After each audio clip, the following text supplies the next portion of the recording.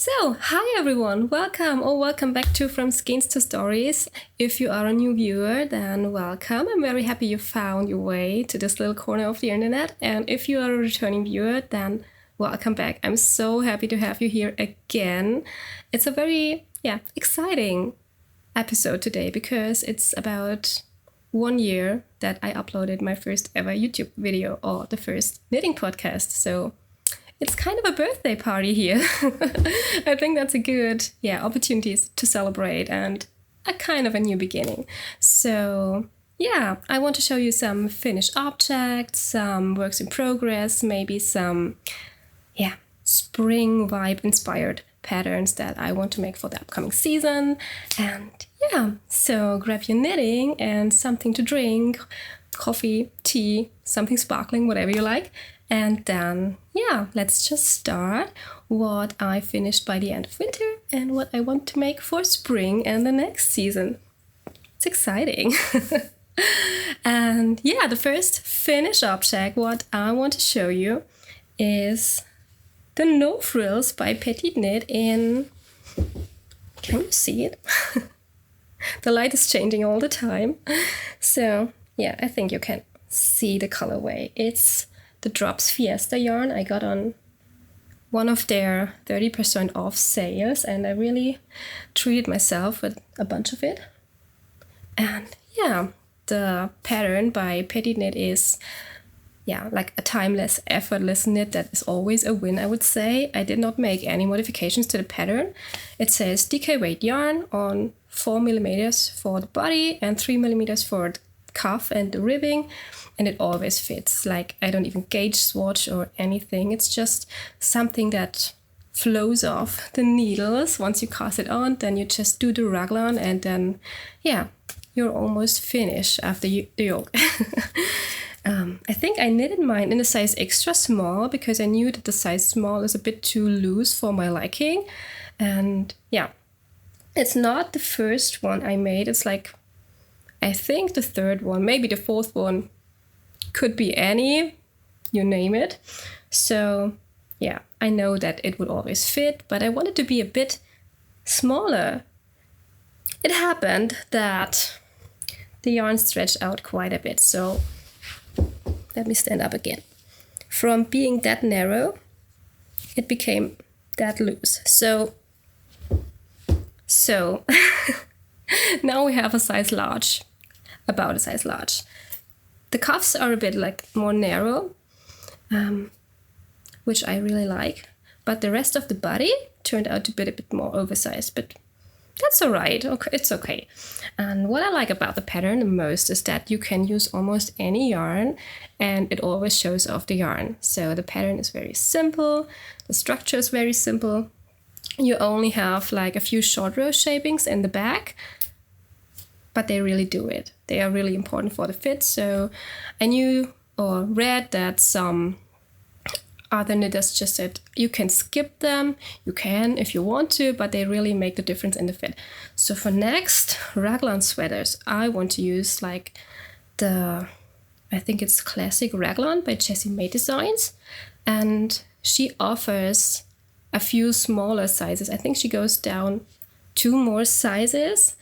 And I think it's just a better, opportunity to have something with lesser stitches because, the yarn tends to stretch out a lot. If it's a superwash yarn, the one I used, and I have a lot more of this in stash. So I'm planning to make more, but I think a size smaller would be a good idea. Or I know it is a good idea because it's a bit too big. And if I want to wear it under like a spring jacket, it gets a bit poofy under the arms. So what can I say? This is the previous one. I think I showed the yarn I used for this in the previous episode because I got it from my friend Ali. She sent it to me from California. So this is a bit of a precious piece. It's the same pattern. It's the same size. And it's also growing. And even the neckline was a bit, I don't know, did I knit it on the 3mm needles that were recommended in a pattern? I think so, but I still had to add some elastic, and I didn't have the right color, so it's a bit visible, but when you wear it, you can't hardly see it. So yeah, number 1, number 2, number 3 and 4 are definitely in my closet. And number 5 is on a needle, but I have to, yeah, let me just, this is the 5th one I'm making. I must have started it sometime in winter, because it still has like a little snowman progress keeper. Yeah, but this is number 5. And I think for our little birthday party here, it reminds me of birthday cake, all these colors. All right. Yeah, this is definitely number 5. And I don't know if I made it a bit smaller already, because I know it will grow a bit, or if I just kept going. What I can say is that this pattern is very nice for this highly speckled and variegated yarn. I love knitting with it. Like, every stitch is a different color. So yeah, it's entertaining. It's only stockinette in the round and very meditative and always the same, and you are in that rhythm. But somehow it's always like a little something new going on the needles when you have 3 colors. Yeah, three stitches of one color, 3 stitches of the other color. And yeah, for my size, I think 400 grams will be enough. So if I use contrasting colors for the cuffs and the ribbing, then it will definitely be enough. And I don't know if I have decided to like alternate the skeins on this. I probably should. Yeah, but that's just a side note. I should do it, and I think I will forget about it, as we all do. Lazy. But all right, so yeah, this is number 5. So this pattern is, highly recommended to you. If you want to knit something that's very easy and mindless, you can have it in your project bag on the go, then go for the No Frills by Petite Knit. You can get all the pattern information down below. I link everything. You will find it on Ravelry if you want to see the gauge and whatever yarn the pattern designer recommends, then you can all find it down there. If you want to have another pretty mindless petite knit, then you can already guess what it is. Something around the famous Sophie. This is the Sophie Hood. I just winged it right before we had a snowstorm, so it's not the most neat knit, but it's the most worn knit of this winter. The Sophie scarf and shawl and hood was like everywhere. My Instagram was flooded with it, and it was it is something I see a lot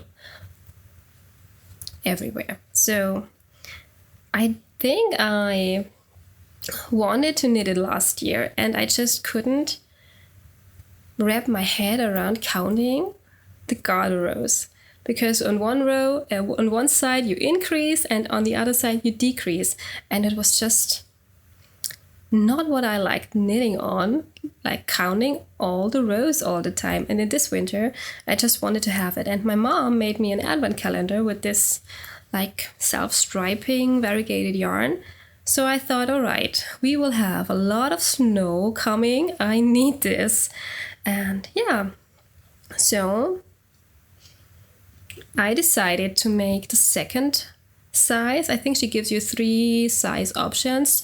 They only differ in the size of the increasing ratio. Like, you have different steps in between. I'm not giving away any numbers because it's a pattern you have to pay for. So you have 3 different options, and it gives you a longer or shorter scarf on the hood. But the hood itself is the same for all sizes as far as I remember, but I think it's like only the length of the scarf.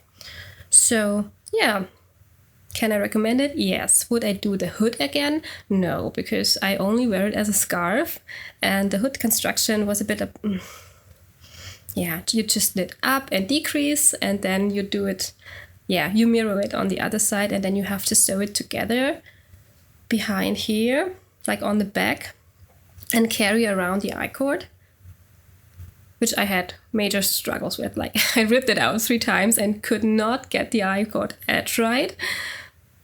We figured it out, but just be aware of it. And then the sewing, I just rushed it because I had to walk the dog, and the snowstorm was coming, and then I was like, just do something and then wear it, and it was good. I was wearing it every day when it was cold. Definitely something you want to have in your wardrobe. The Sophie Hood or scarf or shawl, whatever you want to make by Petit Knit is, it's legendary, and I know now why. Would I knit it again? I just don't like counting garter rows. But I think I will make one more, definitely, because I just want one without the hood. Maybe next autumn or winter, whenever the next snowstorm is coming, I probably will make one again. So, what else do we have? Speaking about scarves, I made another scarf. If I say shawl, I'm sorry, because schal is the German word for scarf, and sometimes things just get a little bit mixed up. So, I made another scarf. It is a scarf in the pattern. You might think it's a shawl. I have no idea. It's called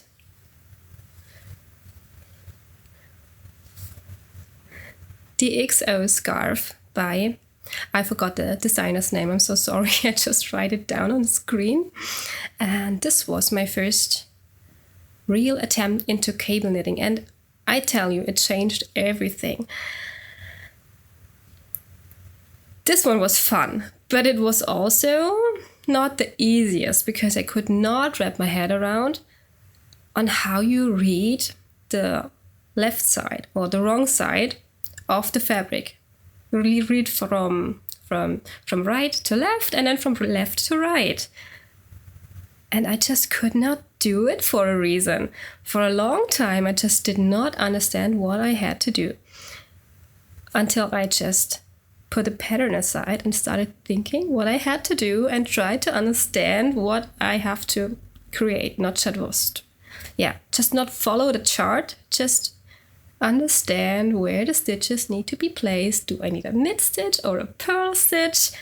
And then I got it. And then I really got it. So it's a pretty quick knit. I think I only use 50 grams. And what else did I learn? Cables. And speckled or variegated yarns. You need to find a sweet spot.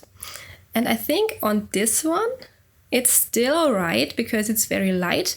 On a darker yarn, could be problematic.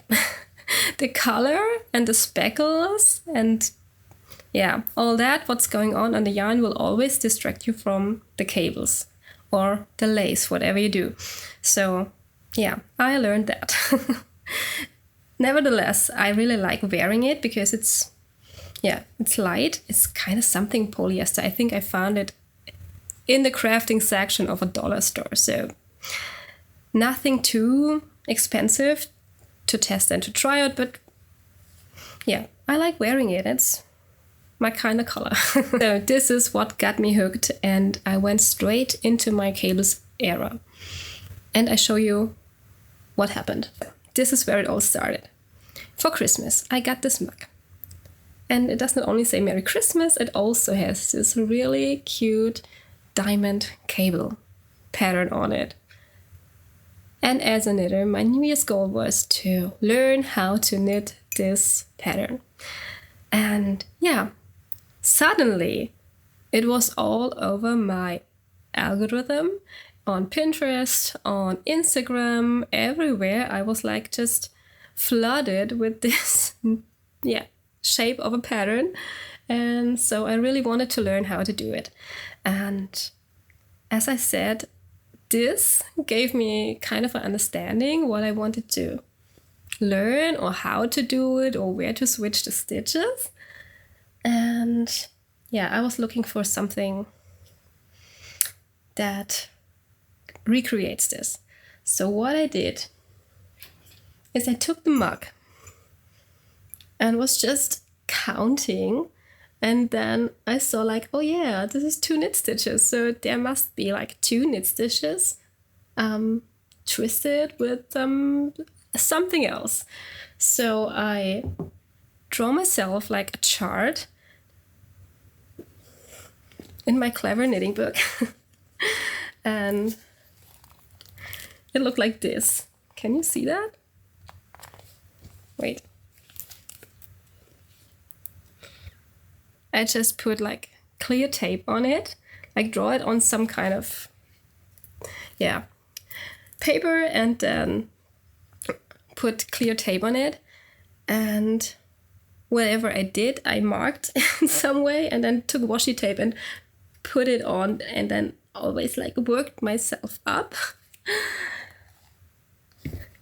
And then I created a sock with it, and this is what it turned out like.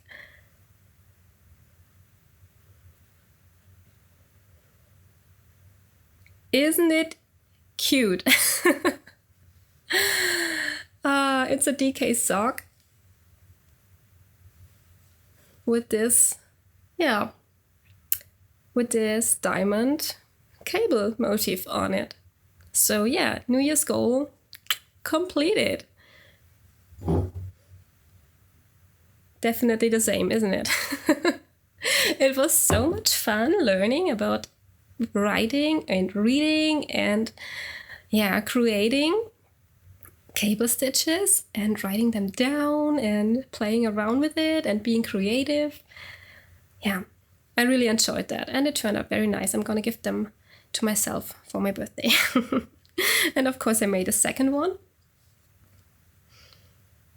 Yeah, it turned out that three of the pattern repeats are exactly the length of my foot, like 1 for the cuff and then 2 for the foot, and then just a normal toe and Kitchener stitch closure. So yeah, I really love them and I can't wait to wear them. They are so special because I learned so much and it was so much fun, and I was like, one more round. Where do I have to, is it a knit stitch? Is it a purl stitch? Front, back, what do I have to do? So yeah, I was so excited making these. I think I would want to make another pair. So yeah, the diamond socks, which led me into another rabbit hole. And I was so excited about these socks that I asked the ladies in my knitting group chat, hey, I saw this cardigan on Pinterest. I cannot find anything like it on Ravelry. I don't know what I have to search for. And I shared the picture and it was like a beige, whitish cardigan with like, what are the flowers called? Lavender embroidered on it. And my friend Ellie, like, she responded immediately, oh, it's this and this free pattern by Lionbrand, and it turned out it was a Taylor Swift merch. And it's it's the Folklore cardigan not by Taylor Swift. It's a Taylor Swift merch, but Lionbrand offers a pattern for it, and I had a look into the pattern and I was like, oh, I was looking for that cardigan for a couple of days and nights, and I really wanted to make it, and there it was. So yeah, I wanted to make it, and it was on 5.5 millimeters needles. And if I knit something on that big needles with my loose gauge, it turns out saggy and baggy, and I did not want that. And I think the Lionbrand pattern does not give you any charts. And reading like knit 1, purl 2 to this and this, I did not like that. So I found another pattern for the same or similar cardigan by Amy Gunderson. And that's where it all started. And I was so happy. I got the pattern. It's a pattern you have to pay for, but it's worth it, I would say. And she has like charts and measurements and a different gauge, a different needle size and everything. That was perfectly fine for me. So I went to my local yarn store in town and got some nice yarn, of course, and started knitting the Folklore cardigan. Would have anyone told me I would knit a Taylor Swift merch ever in my life, I would have said no. Do I do it? Yes. Do I love it? Yes. I'm so excited about this cardigan. And it is so much fun. I chose Rico Design Creative Cotton Fleece DK.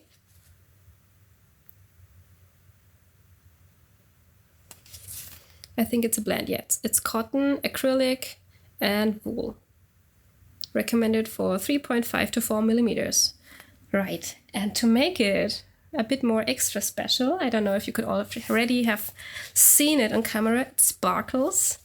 I got some little sequence yarn. And the sequences, hello, are little flowers. I hope you can see it. But all the little sequences are little flowers, and how could I have said no? I saw this and was like, yes. And I really hoped that it would meet the gauge that was recommended in the pattern, because I just saw it and bought it. And I had no idea if I bought enough or if it's the right gauge. I just wanted to have this match. Yeah. And I was so excited about it. Then there was another problem because I hate cable needles. I tried to use DPNs, then I tried to use wooden DPNs that I just broke in the middle and sharpened on the broken edge. It did not work. And then I needed to find a workaround about this situation as well. And what I found was the Knit Pro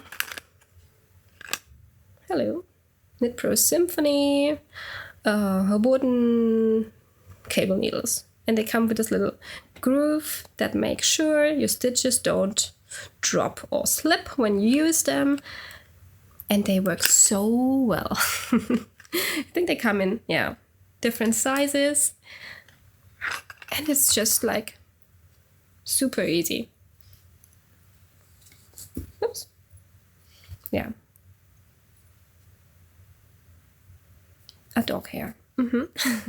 Yeah, this is the casting of the cuff. The only modifications I made to the pattern is that I don't start with a cuff because I want to do it in the end and then do a sewn bind off, because this is also something I wanted to learn. And until then I enjoy knitting with little flower sequins. And I knit a Taylor Swift merch and I'm loving it. So it was really nice to figure out all this and how it works. And what I did not say, I charted out the whole thing in stitch fiddle, because it's, like I said, very difficult for me to knit one, purl one, knit one, purl one, moss stitch, cable here and there, front, back, right, left. I don't get it. So I sat down like 4 days and charted out the whole thing so that I can now follow the row counter in stitch fiddle and work row after row after row after row. And it does all the counting for me. I just need to check my notes when I have to decrease or increase, and it's super easy. It's so easy. And in the beginning I was like, oh, on the back, what do I have to do? Just do what you see. Everything that's going on and changes is in the front, and everything else, mindless knitting, is in the back. Knit stitches, knit a stitch, purl stitches, purl a stitch. Easy. And it's so addicting. There's always something going on. There's always, something to think about. It's really focusing you on the project, and I loved it. So that's the cardigan, and I really hope I can finish it in time for my birthday, because we are going to a yarn festival, which is the first ever yarn festival in the area where I live. I live in northern Bavaria, like very high up in Bavaria. It's like the middle of Germany, but the upper edge of Bavaria, and we have no yarn festivals. So here we are again. The camera died. All right.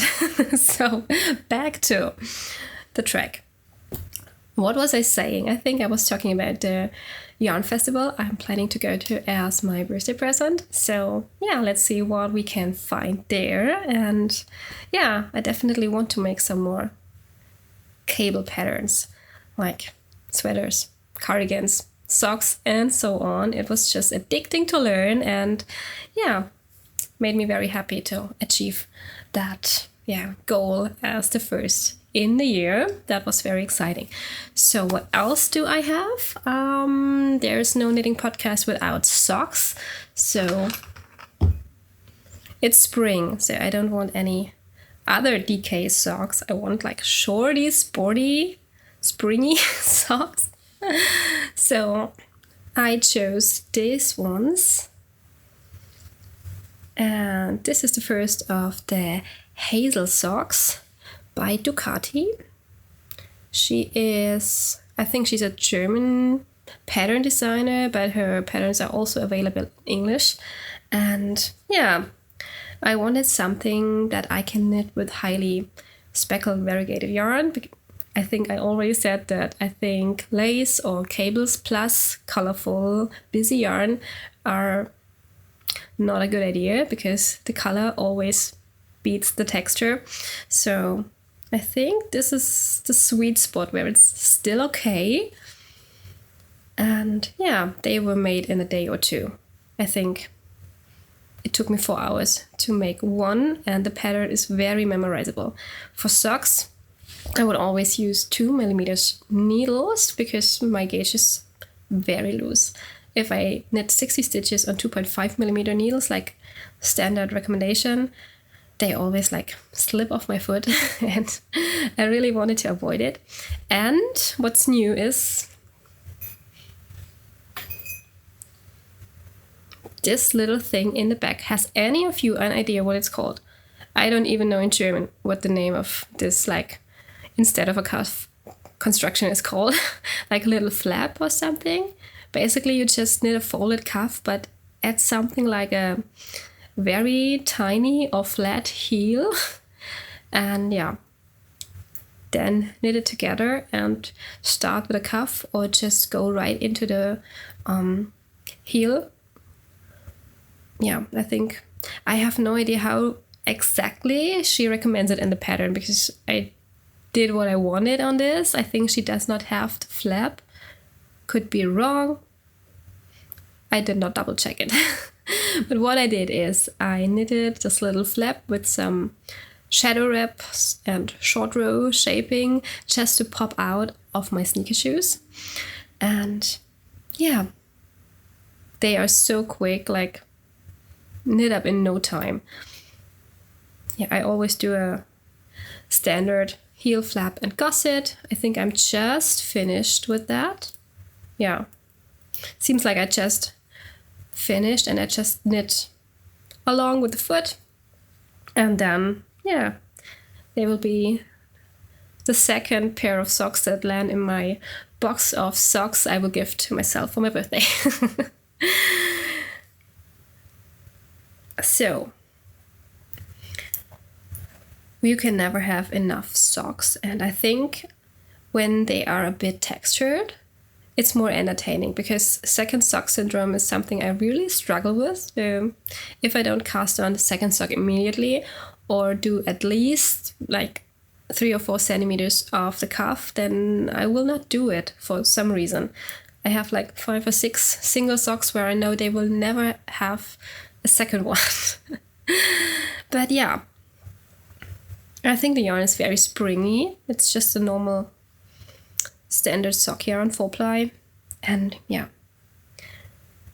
what do you think? Highly speckled and variegated yarn with textures. is it a good combination or not? I think I have not found many patterns where lace or cables plus colored yarn is a really good idea. I think the cables and lace always show off better with a neutral tonal. Prove me wrong. I'm really trying to find a pattern that combines both, because I love colorful yarn. So yeah, that's just what it is. But I also think it's very entertaining to knit different structures and textures and have a little variety in your socks. So yeah, I think for spring, or definitely for the change in between seasons, shorty socks are your thing. You can make a sock in a day. You can wear them in any kind of shoe. If you are like a sandal and sock girly like me in summer, then they look pretty cute with a skirt. Yeah, so do we have anything else here? I guess not. That's it. We should have some cake or something. At least we have another sip of coffee. So that's it for today's episode. Please let me know in the comments below if you have any pattern recommendations for summer basics or cabled tank tops, t-shirts and so on, or sock patterns that combine texture plus highly variegated and speckled yarns, because this is very interesting. I think I would dive into that topic as well. And yeah, I really hope to see you next week. And we don't want to wait another year for another episode, right? So thank you for your time. I hope you have a lovely day or afternoon, evening, whenever you're watching this. And I hope to see you next time at the same place. Until then, take care of yourself. Stay tuned for next episode and see you then. Bye.